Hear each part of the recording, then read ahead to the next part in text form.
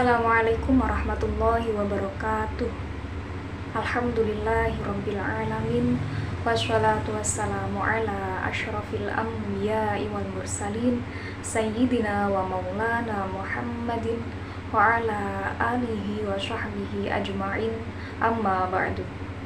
Yang terhormat Bapak Ma'asyabirin MPD selaku dosen pengampu mata kuliah strategi belajar mengajar dan teman-teman sekalian, pertama-tama marilah kita panjatkan puja dan puji syukur kita kehadirat Allah Subhanahu wa Ta'ala yang telah melimpahkan nikmat dan karunia-Nya sehingga kita dapat bertemu pada hari ini dalam keadaan insyaallah sehat walafiat. Kedua kalinya, sholawat serta salam marilah kita haturkan kepada junjungan kita Nabi Agung Muhammad Shallallahu Alaihi Wasallam. Semoga kelak di yaumul kiamah kita mendapatkan syafaatnya. Amin. Bapak Ma'asyabirin dan teman-teman sekalian, izinkan saya Nila Dina Nasihah untuk mempresentasikan tugas saya yang berjudul Pendekatan Pembelajaran Kontekstual Teaching and Learning atau yang biasa kita singkat dengan CTL.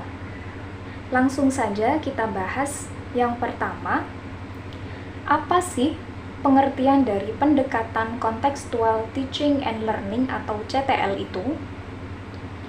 Sanjaya pada bukunya yang berjudul Strategi Pembelajaran Berorientasi Standar Proses Pendidikan mengatakan bahwa Contextual Teaching and Learning atau CTL adalah suatu strategi pembelajaran yang menekankan kepada proses keterlibatan siswa secara penuh untuk menemukan materi yang dipelajarinya dan menghubungkannya dengan situasi kehidupan nyata, sehingga siswa didorong untuk dapat menerapkannya dalam kehidupan mereka.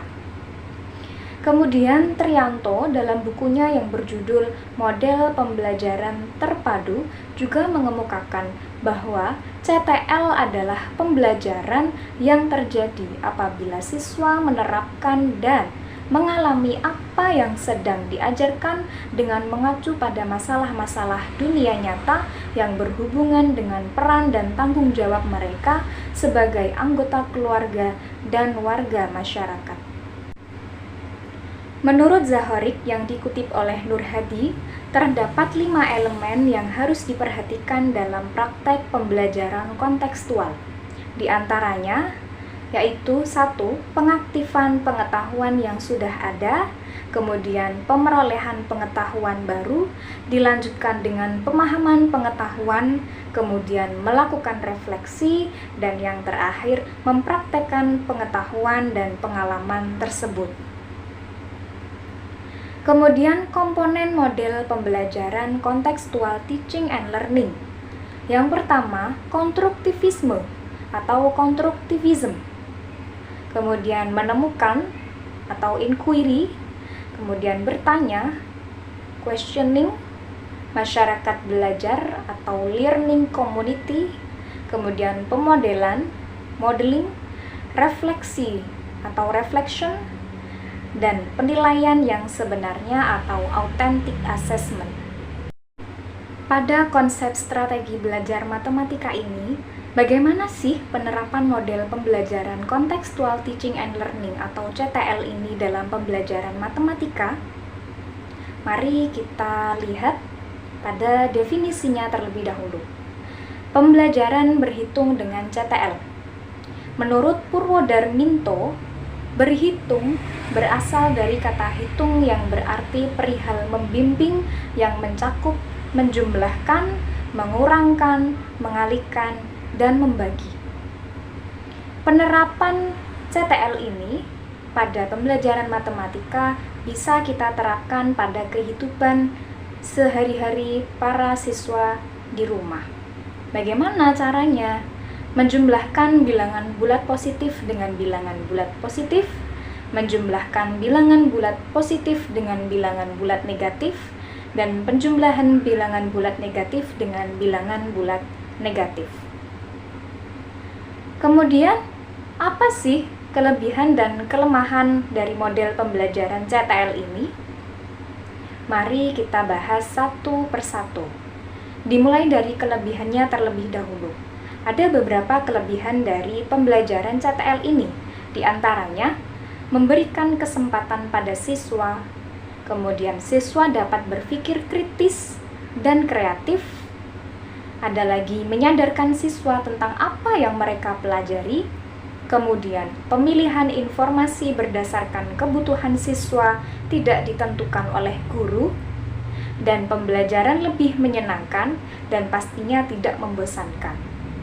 Kemudian, membantu siswa bekerja dengan efektif dalam kerja kelompok, dan terbentuk sikap kerjasama yang baik antar individu dengan individu maupun individu dengan kelompok. Selain kelebihan, CTL ini juga memiliki kelemahan. Kelemahan dari CTL ini diantaranya yakni didasarkan pada kebutuhan siswa, kemudian membutuhkan waktu yang agak lama dalam proses belajar mengajar, kemudian terlihat siswa yang mempunyai kemampuan yang tinggi, dan juga terlihat juga siswa yang mempunyai kemampuan yang lebih rendah. Kesuksesan siswa tergantung dari keaktifan dan usaha sendiri. Kemudian tidak setiap siswa dapat dengan mudah menyesuaikan diri dan lebih mengembangkan keterampilan dan kemampuan soft skill daripada kemampuan intelektualnya atau kecerdasannya. Kemudian pengetahuan yang didapat oleh setiap siswa akan berbeda-beda dan tidak merata. Dan peran guru tidak nampak terlalu penting di hadapan para siswanya. Kemudian kita lanjutkan dengan yang terakhir, yaitu kesimpulan. Dari presentasi yang sudah kita bahas tadi, dapat kita tarik kesimpulan bahwa CTL atau Contextual Teaching and Learning merupakan suatu konsep pembelajaran yang mengaitkan antara pelajaran yang dipelajari siswa dengan pengalaman dan pengetahuan sebelumnya untuk menemukan dan membangun pengetahuannya sendiri secara mandiri. Pembelajaran CTL memiliki 7 komponen utama atau asas-asas yang mendasarinya, yaitu 1. Konstruktivisme, 2. Inquiry, 3. Bertanya, 4. Masyarakat belajar, 5. Pemodelan, 6. Refleksi, dan yang terakhir penilaian sebenarnya. Dapat kita ambil kesimpulan juga bahwa pembelajaran matematika dengan menerapkan model pembelajaran Contextual Teaching and Learning berlangsung dengan pengaitan materi pelajaran dengan mengkaitkan materi tersebut dengan konteks kehidupan siswa sehari-hari yang sudah dialaminya. Baiklah Bapak Ma'asyabirin dan teman-teman sekalian, cukup sekian presentasi dari saya. Apabila terdapat banyak kekurangan, saya mohon maaf yang sebesar-besarnya.